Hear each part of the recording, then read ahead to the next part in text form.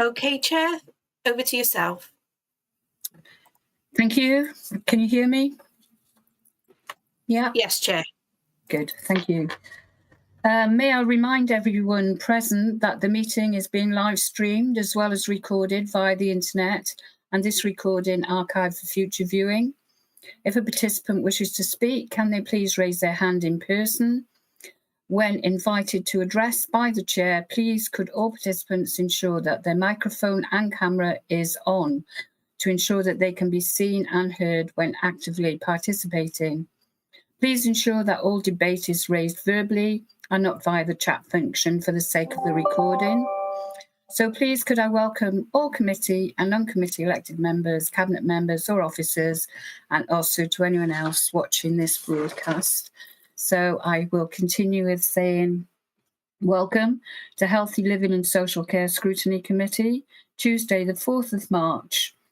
And we move on to agenda item 1, which is the apologies for absence. Have you got any, Amy? I haven't any. None to myself, Chair. Thank you. Which takes us on to agenda item 2, which is the minutes of the meeting held on the 4th of February 2025. Is everybody in agreement with the minutes, or does anybody have anything they'd like to bring up? Move the minutes, Chair.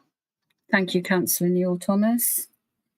And that takes us nicely on to agenda item 3, is to receive declarations of interest and the nature of such interests, including whipping declarations under the Council's Code of Conduct.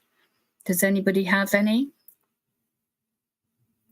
I can't see anybody's hands up, so I will move on, which takes us to agenda item 4, which is the reports. Apologies, Chair. Councillor Lloyd Selby has her hand raised.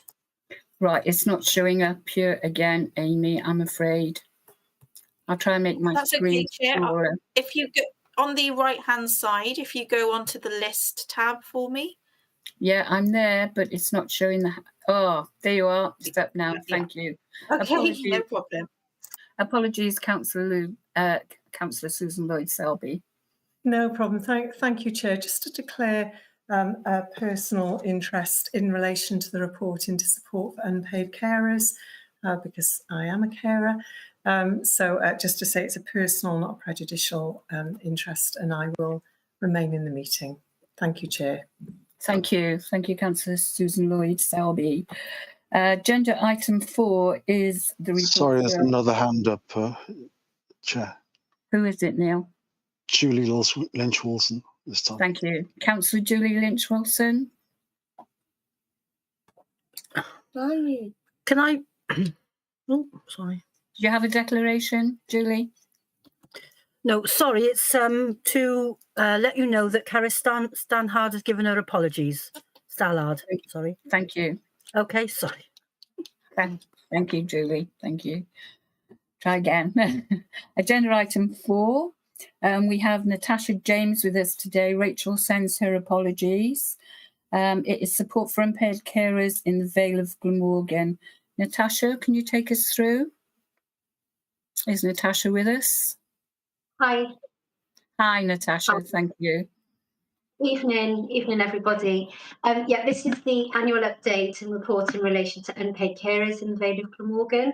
So you'll see that the cover report provides an overview and recommendations in relation to scrutiny considering the annual report for the support for unpaid carers.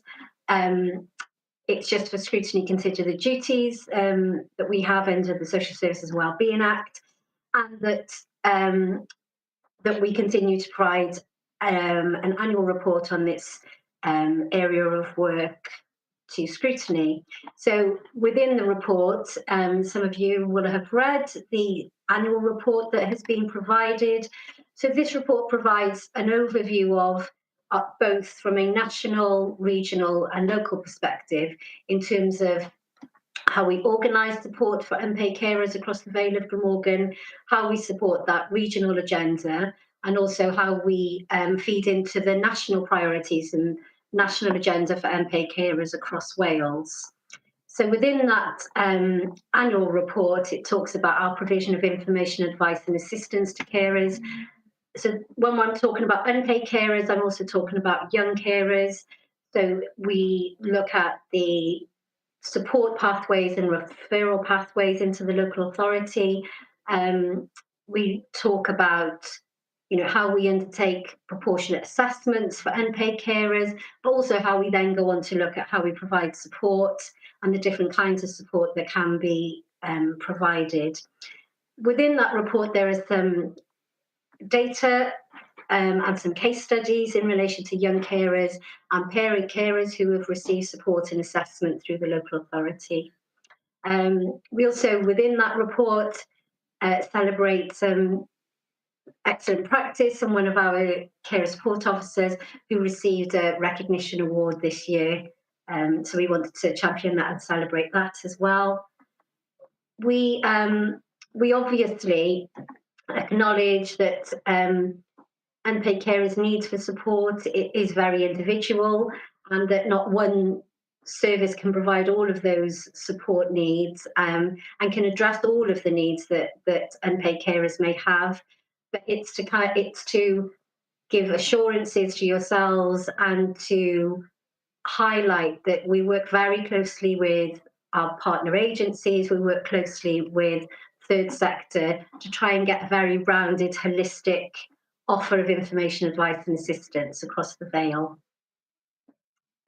So I wasn't intending on going through the report in detail. So Chair, if you're happy, I could take questions at this point. Yes, thank you. Do we have any questions from anybody? Councillor Christine Cave and then Councillor Neil Thomas. Councillor Cave. Thank you, Chair. Thank you for that brief overview of the report. I'm actually looking at the main document that comes alongside or the document that report sits inside. I'm interested in a couple of things that are said there. First of all, it says that there's a call for practitioners to actively be innovating in this area and to be creative. And I wonder if you can give me some examples of where innovation and creativity might take place. Because I know, as I do for the last few years that this report has come to committee, that respite is the number one thing that people call for. I see there is a little bit of funding available, so I wonder how much respite is actually provided. It's great we've got a one-stop shop now, and it's great that information and advice is being given. But I would have liked to have actually seen of all those contacts that have been made since April 2024, exactly how that pans out. So, as you say, everyone's needs are individual. And unpaid carers are from the very young to the very old. I always think that it's a role that as people get older, especially with our ageing population, when they care for a family member, what is usually happening is as they get older, the person that they're caring for gets iller, and therefore their need for services increases over time. The other thing that I'd like to ask, and I realise I'm, don't want to be firing questions at you here, but one of the things I'd like to ask is about carers' mental health. And obviously I know that carers are entitled to have a GP referral once a year and have their own health assessed. But I wonder if you know, and whether we look to see the overall picture of carers' mental health, because I think it's often a neglected area. And there's lots of innovation that is on the market now that maybe carers, haven't got time to do very much at all other than look after the person they're caring for. Maybe one of the roles could be here of our one-stop shop to find out new methods of helping people with their mental health, because there's lots of new methods out there now. And, you're calling for innovation, and this could be one of the areas. that the council pick up on. Do you want me to come back in there? And I'll take them separately. So in terms of respite is always the kind of area of support that people are keen to explore. And when you're looking and taking that with innovation, I suppose respite means different things to different people and different carers. So some carers will say, I need time for myself to, I don't know, to explore a hobby or something that I really enjoy for myself. Or others will say, I would really like to attend a gym so that I can, you know, that supports my mental health and well-being, and that's something. So when we're talking about respite, we're talking about a range of different offers and considerations of things to meet an individual need.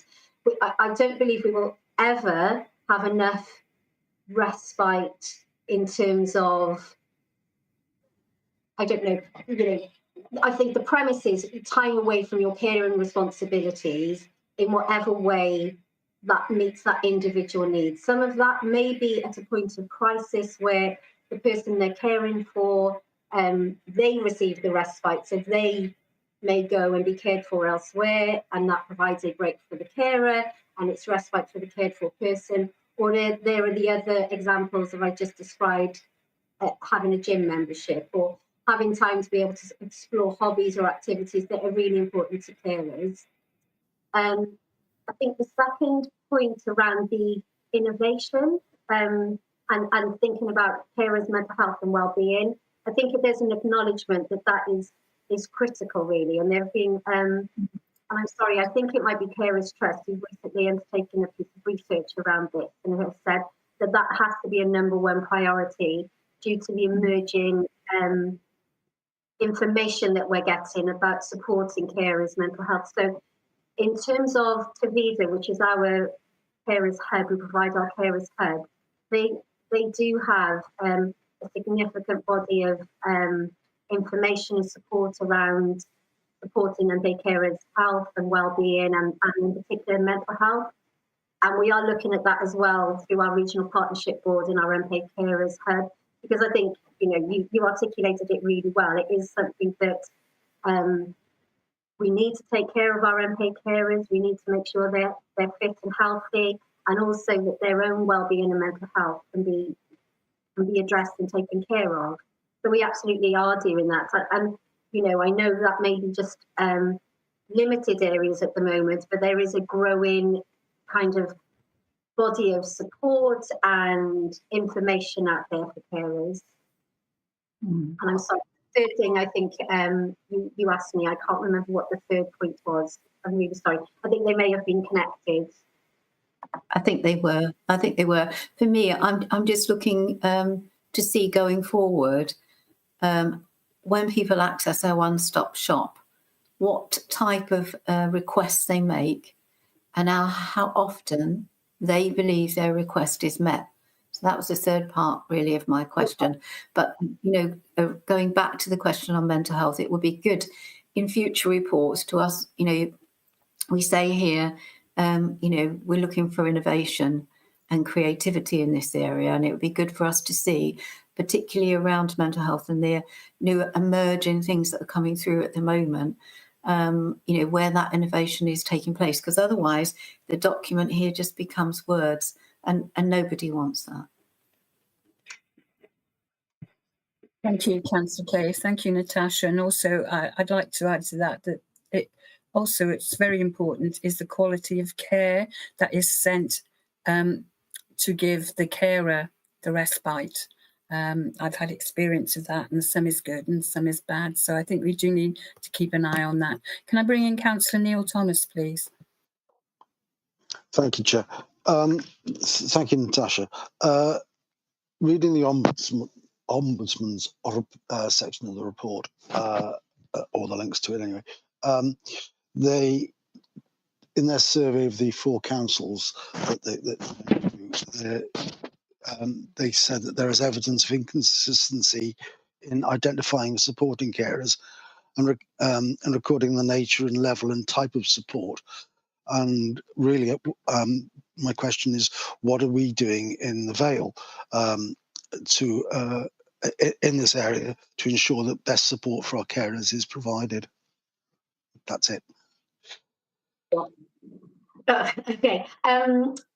I think we acknowledge that there are different reporting practices across Wales, and I think what was happening, and it's happening in lots of local authorities, not just ours, is when we were undertaking assessments in relation to the cared for person and we were putting supports in place to support the carer, we weren't always recording that.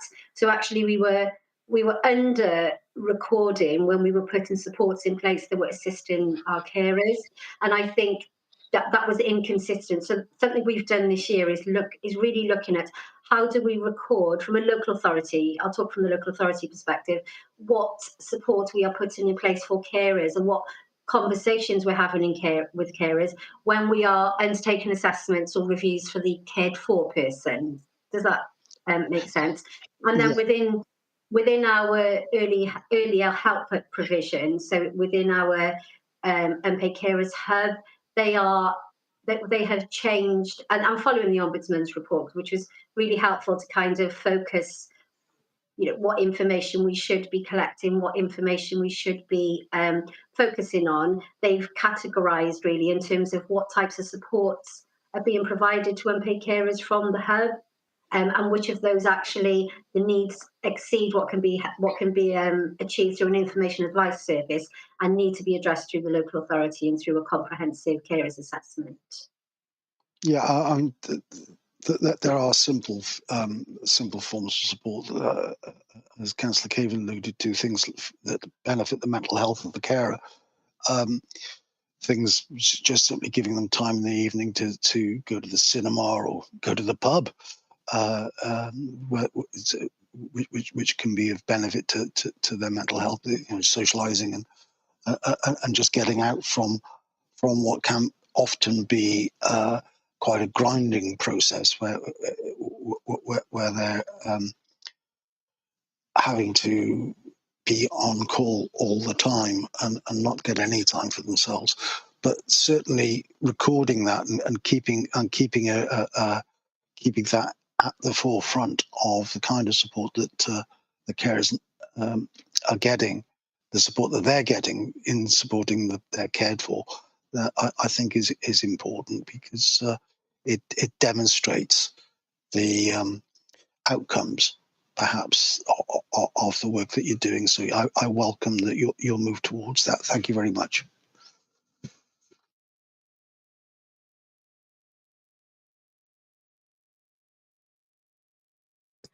Thank you, Neil. Can I bring in now Councillor Susan Lloyd-Selby? Thank you, Chair. Thank you very much for talking us through the report, which I read with interest. I was concerned to see that this is the final year of the respite short breaks that's being provided through the Unpaid Carers Board. And I wondered if you could just advise us what the implications of that are in terms of, is that lost provision for uncared carers, or will there be a gap that somebody else is going to plug as a result of that funding coming to an end? Thanks. Yeah, so that funding is provided by Welsh Government, and it's provided to a regional partnership board, and we develop. We provide that through the third sector to provide a range of different short breaks, respite opportunities. It is coming to an end this year. We have been indicated there will be a different fund, but it may be aligned slightly differently. So we've been advised that it may not be necessarily targeted short breaks, but we will be able to flex it in a way that meets the different priority needs. So I don't think we will be ending services. We will be enhancing those services in terms of being quite focused on what kind of respite provision and what the emerging priorities are. So going back to the earlier question around well-being and mental health, I think there's a real focus on providing opportunities that support that. Now, that might be respite, that might be a short break, but it might be something else. So I think it's enhancing, not removing. There will be a change in the description rather than that funding being completely removed. If I may, Chair, thank you. That's reassuring. When do you think you'll know that there is alternative funding coming? It sounds as though if there is alternative funding coming, that will be structured in a positive way to enable a more person-centred approach. Do you know when you'll know if that funding is actually committed? We would know that towards the end of this year, so towards the end of 25. So 25, 26 is committed, it's the 26, 27, and we will get a sense of what that will look like at that point. And I can include that, I'll make reference to that and include it in the next annual reports. Thank you very much. Great.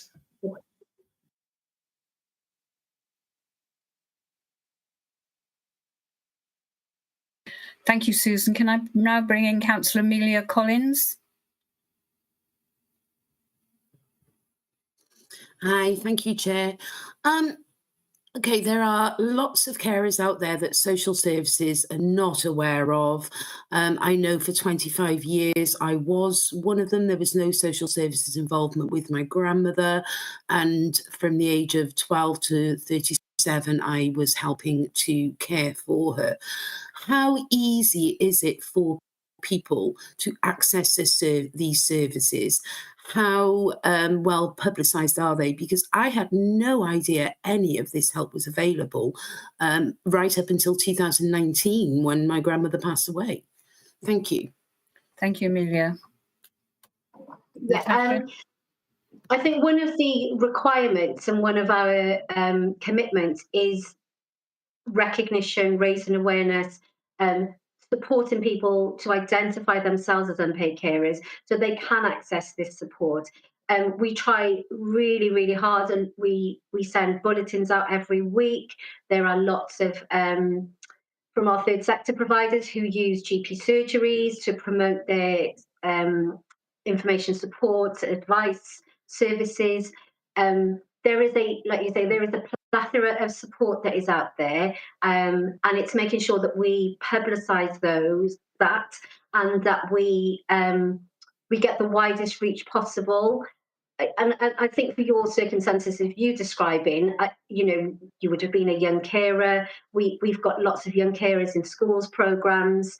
We've got pastoral leads who takes those leads in each of those schools for young carers and identifying young carers, looking at support for young carers in schools programmes. So I hope that we are expanding our reach and that we're able to support people to identify themselves as unpaid carers and as such be able to find information and advice and support for themselves through the plethora of services that are out there that sit outside of local authorities as well. Thank you. Can I now bring in, please, Councillor Marianne Coe? Thank you, Chair.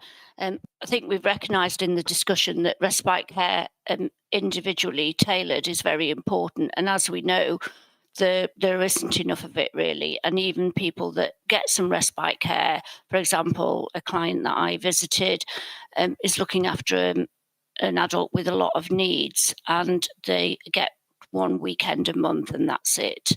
And really they would really want a bit more. So I think we've acknowledged that. But I wanted to pick up on something that was said during the discussion, and I may have misheard it, but it was said that carers are entitled to a referral to a GP once a year. This was in relation to mental health. So I just wanted to say that you don't need nobody needs a referral to GP. You can ring your GP and get an appointment at any time. And I'm not sure, I've never heard this before about entitlement to a mental health assessment every year. Surely referral for a mental health assessment should be as and when required. But, not everyone would need one every year. and you could have had one once a year, and then 3 months later your situation has changed. And just wanted to ask about, so I want to flag up really that GP services, there is no referral, that is open access for anyone, anytime. And secondly, can people in social services department refer carers for mental health assessment if they need it, if they think they do, or do they have to go via the GP? Okay. Going back to, so the question around, I don't think that I think it was Councillor Cave, I think that's in relation to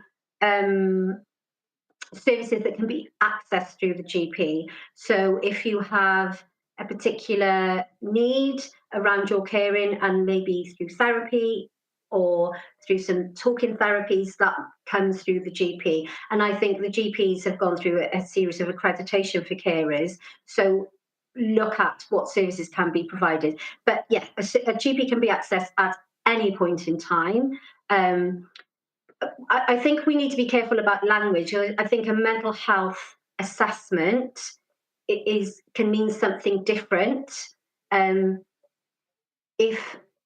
If an assessment is taking place for a carer, and it's identified that they have a need to address their mental health through provision more than support, or through a formal route through their GP, then of course they can contact their GP on their behalf, or they would encourage that carers contact their GP on their behalf. But a mental health assessment is something different than going to your GP and talking through some of your, how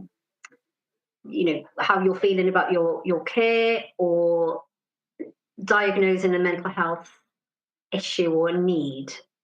Does that make sense? Does that answer your question? Marianne? I think, yes, it does make sense. I think you're right in what you said. It's about the choice. I was taking mental health assessment as a formal mental health assessment. But of course, any professional who's visiting anybody could be doing a mental health assessment at the same time at every visit. And it's not necessarily a formal thing. It's just something you're doing. So I think I understand what you're saying. It's about interpretation of those words, and they can mean different things to different people.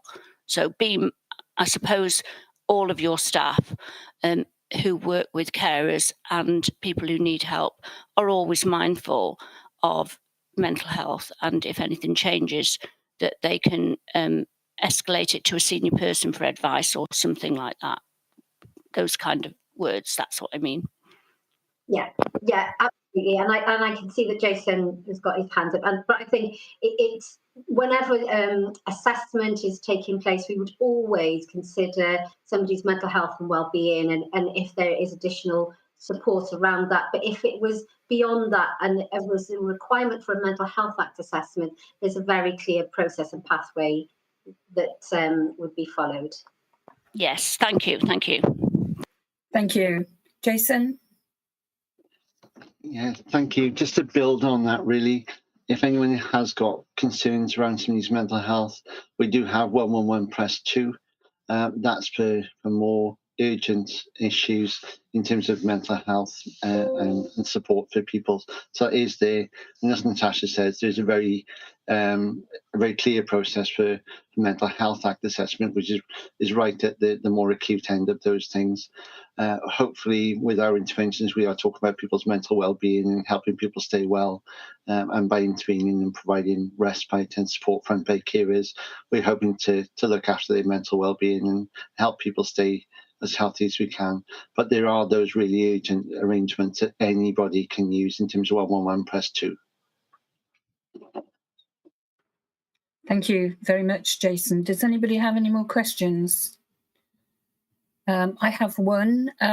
When people are assessed, are they told about the smaller things that they can access for their own well-being, such as manicures and massages in health places?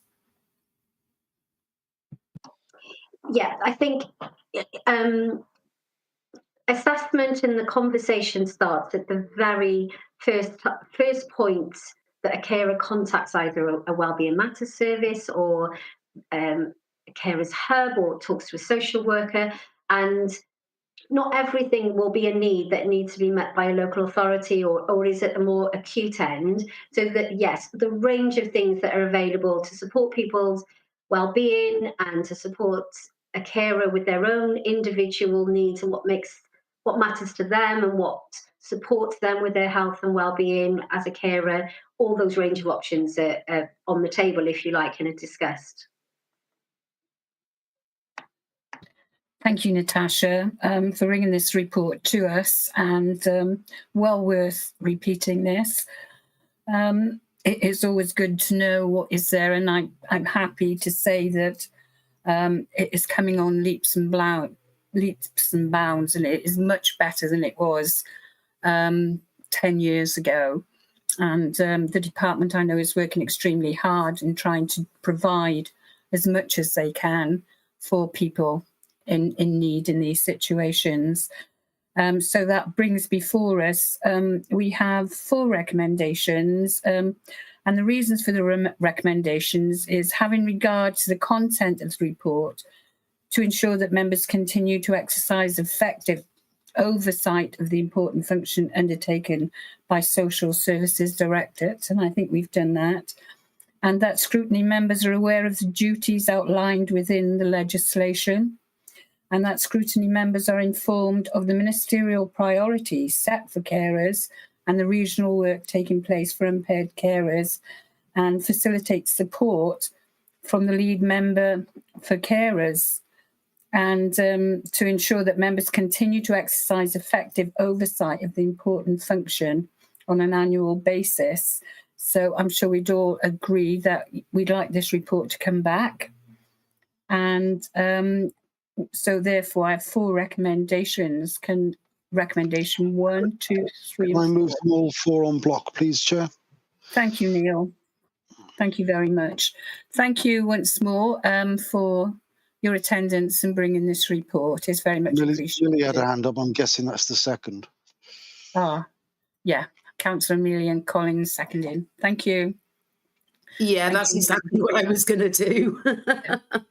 Thank you very much.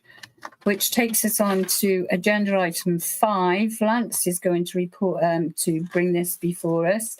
It's the annual delivery plan report, the Q3 performance 24-25. Lance? Thank you. Thank you.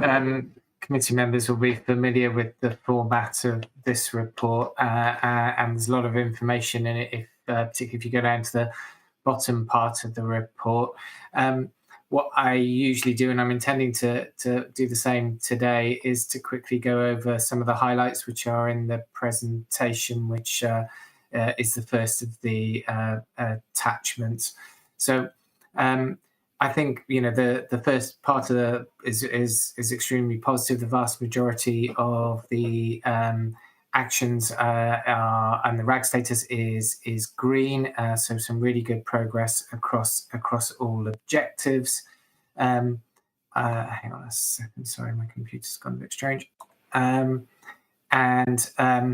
I think, in terms of what that looks like, in terms of some of the work that we have achieved specific to this committee, and I'm not going to leave Dave Nivet's area out because I had a quick chat with him earlier, but a lot of really positive work has happened. I'll just draw your attention to a few of them, really. I think the Healthy Living team have won an award recognising their efforts to include people with disabilities. The services that were in the top floor of the dock office that were social services have moved out and so staff are now based in T. Jenner. I think you've probably heard about Dementia Friendly, so I'm not going to talk about that today. And I think we are, particularly, I suppose one of the things I wanted to draw out really on behalf of Dave was some of the really proactive work that's happened around inclusive opportunities in leisure and play. particularly aimed at girls. And I think that's been hugely positive, and you can see within the presentation some good numbers being involved in that. I think, you know, within this bit and the bit before, you can see some really good timescales in terms of adult protection inquiries, and the response to children's services referrals. So again, really important measures that indicate really solid, good performance. I think, you know, I will probably leave it there. I could go through every single area, but that was the things I wanted to pick out. Appendix B has got all of the actions in. Not all of those are relevant to this committee, but each of them are RAG rated. So it's probably best if I move to any questions that anybody may have. Thank you. Does anybody have any questions on the report? It is covering all aspects of the council, and you had to go right through it to find the ones that were relevant to this committee. Does anybody have any questions on this? Councillor Neil Thomas. Yeah, not so much a question, more just an observation. I mean, looking at the report and looking at the RAG status of all of the things that are coming up within this directorate, the vast majority are green. There are a few amber and a very, very few red. Most of the reds seem to be cross-directorate issues as well. So I'd like to thank the team for the report, which is very clear, very and the analysis at the start, the actions and measures and so on are clear for us, and I'd like to move officers' recommendations on this as well. Thank you. I'm sure there are other questions. I can see Susan's got a hand up. Yeah, thank you, Neil. Yeah, even those bits I think that were slightly red are in the process of being finished. Councillor Susan Lloyd-Selby. Thank you, Chair. Thanks for taking us through the report, Lance, and I agree it's really good to see the progress that's been made in a number of really important areas. So I just add my thanks to all those involved in terms of meeting those targets. If I can pick up on two areas where things are perhaps not as positive. One is around compliance with safeguarding awareness learning. I think we're looking at 79% compliance against a target of 95%. So be helpful to understand what action is going to be taken in the final quarter of the year to try and move towards that target, because obviously really important that all staff access that training as relevant. And the other question, the report raises provider failure as a concern. And I just wanted to understand, is it a reality? Is that something that we're actually seeing in the Vale at the moment, or is it a concern? Thanks. Thank you, Susan. Lance? In terms of safeguarding awareness training, I think this has been difficult to get over the line for a while.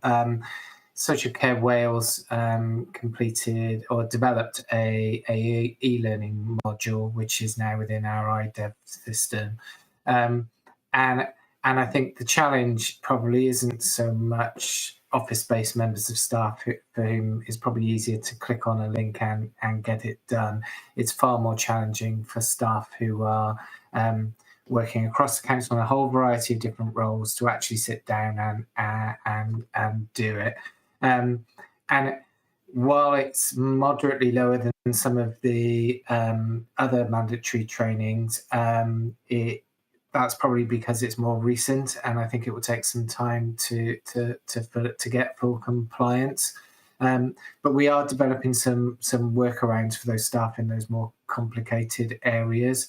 Within social services, it's also, if I'm honest, a bit of a challenge in that I've got some highly experienced staff who have been safeguarding their entire careers, being expected to do, I suppose, an entry-level basic safeguarding training. And so I think we have areas of where we haven't got full compliance within social services for that reason as well. And the process from Social Care Wales as they develop the standards is to start at the beginning stages. So we're starting with this level A or group A. I keep getting them mixed up, but which is this basic level. They've just developed Group B and are working through the materials for the later and more complicated levels. So there's still quite a lot of work to do, and I'd love to say it was 100%, and unfortunately it isn't. We each directorate is responsible for the performance in their areas, and we continue to feed that back by the corporate safeguarding group. Provider failure is very real, and while I haven't got a provider that's in failure or potentially failing today, doesn't mean we haven't had a number of care home closures over the last few years. Perhaps, they may have been an organised closure, a retirement, something like that, but we would consider that, I suppose, within the same group in terms of failure. And I think the market has changed significantly over a 2-year period. We have some providers now, particularly around domiciliary care, who actually need more work to be sustainable. And I think, if we're not able to provide them with that work, that creates a challenge for them financially. And so, yes, it's a real risk, and one that, we endeavour to manage through a variety of routes. Obviously, we'll be looking at how we set our fees shortly with those providers with all providers, to make sure that we've got good dialogue in place should they be experiencing difficulties.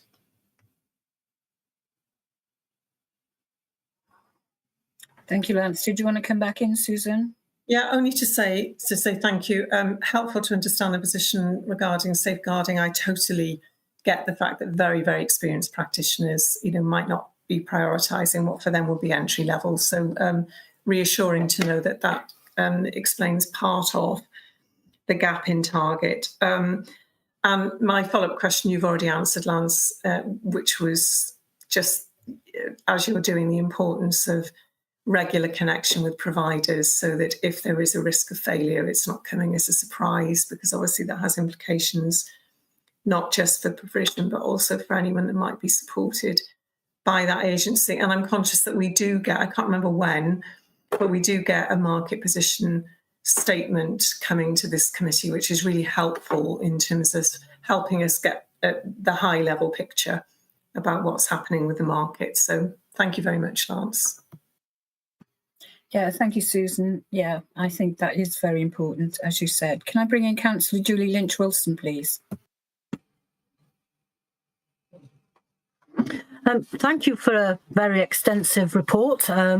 It's always lovely to hear awards being given. So if you could pass on our congratulations to them, that would be fantastic. I would like to comment on sort of the total shift in attitude that has been happening, where it's prevention or preventing people having to go into a care home, keeping people in their home for as long as possible. The emphasis on sport, especially to keep girls in sport, women in sport, and exercise, and just getting out of the house, which can be a godsend for a lot of people. So it's just carry on with the hard work that you all put in, and thank you very much. Thank you, Julie. Thank you for your patience, Caris. Can I bring Councillor Caris Stollard in now, please? Hi, can you hear me okay? Hi, can you hear me? Yeah, we can hear you. Okay, sorry. I just wanted to ask, there's a reference. I like the format of these reports, actually. I just wanted to say that as well. and I echo my colleagues' comments about the positive things in it. But there was one thing I wanted to check, something to do with care staff using electric vehicles and bikes to get about. And I think it's mentioned that the funding for this is coming to an end this month. So I was wondering if there was any prospect of that carrying on. That's my question. Yeah, I can provide an update in relation to that. So we've been using shared prosperity funding, so SPF funding, to support us in relation to that.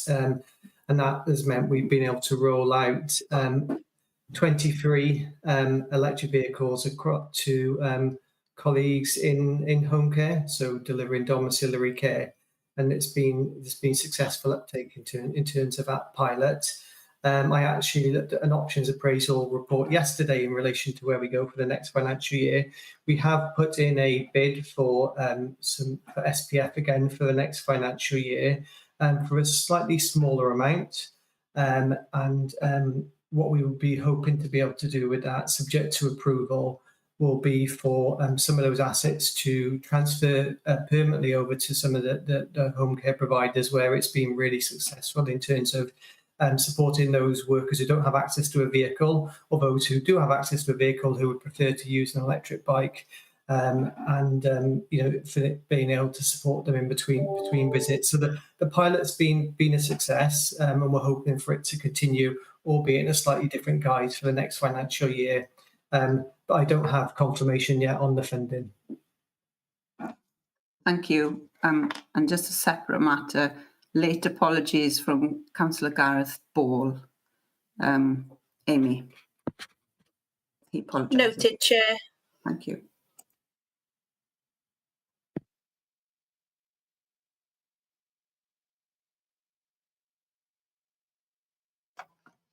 I'm afraid I haven't got any audio for you, Chair.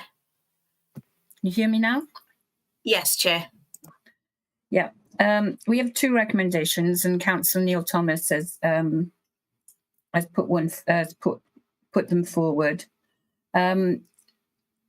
It's having regard to the content of the report to ensure that the Council clearly demonstrates the progress being made towards achieving its commitments in the annual delivery plan 24-25, which is aimed to making a positive difference to the lives of the Vale of Glamorgan citizens.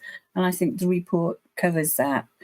And the second recommendation was to ensure the Council is effectively assessing its performance in line with the requirement to meet its performance requirements as outlined in the Local Government and Elections Wales Act 2021, and reflecting the requirement of the Wellbeing of Future Generations Wales Act 2015, that it maximises its contributions to achieving the wellbeing goals for Wales. I think we have covered that. As I say, Neil Thomas has moved it.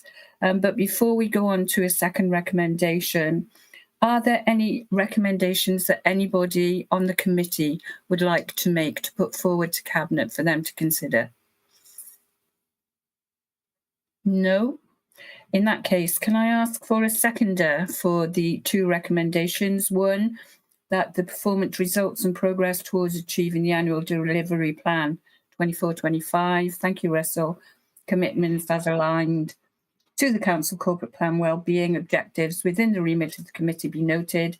And two was that the remedial actions to be taken to address areas of underperformance and to tackle the key challenges identified within the remit of the committee be noted.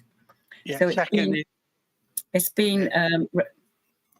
moved, and so that goes forward. No, nothing else to report to the Cabinet on that, which takes us then clearly down to, do I have any other business, etc.? I do not. And the date of the next meeting, please, Amy. Amy, do we have the date for the next meeting? Yes, apologies, Chair, I was minuting then. Yes, your next meeting is on the 1st of April. Thank you all once more. And Lance, I didn't thank you for the report, the extensive report, which was good. And obviously, from what other members of the committee have said, they really appreciate the detail and the length that it was to make sure that we all knew what was going on. So thank you all. Enjoy the rest of your evening and have a good week. Thank you all for your attendance, especially those that did attend the previous meeting on dementia. Thank you all very much. Good night. Thanks, Chair. Good night. Good night, everyone. Good night, Neil. Good night.